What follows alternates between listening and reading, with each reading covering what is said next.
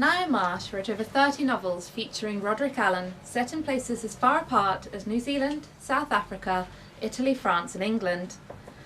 Her main field of interest was the theatre, which features heavily in several of her books, including Vintage Murder, Final Curtain and Light Thickens. This is an extract from Vintage Murder by Ngaio Marsh, written in 1937.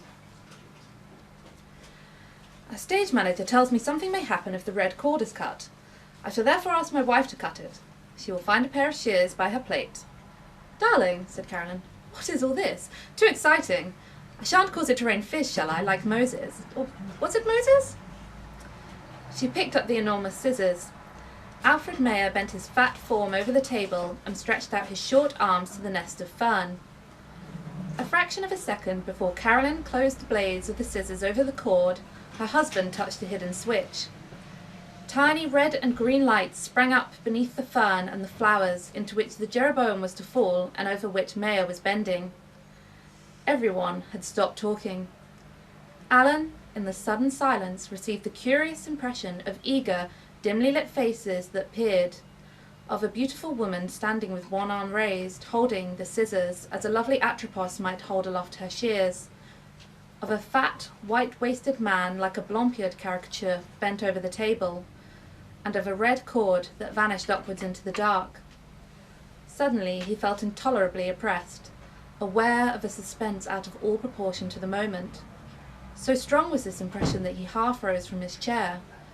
But at that moment Carolyn cut through the cord. Something enormous that flashed down among, jolting the table.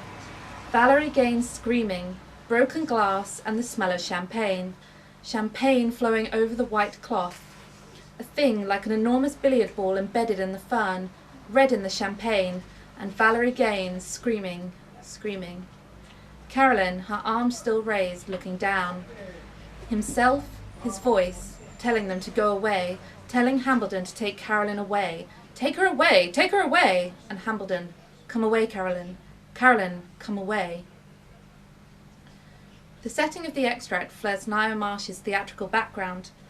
The extract sets up the rule of a group of suspects all present around a set piece. There is an assumption by Ngaio that readers would understand the allusion to Blompierd, an artist who produced caricatures published in the 1930s, and Atropos, one of the Greek goddesses of fate, who was known as the Inevitable and brought death to mortals by cutting the thread of life with her shears.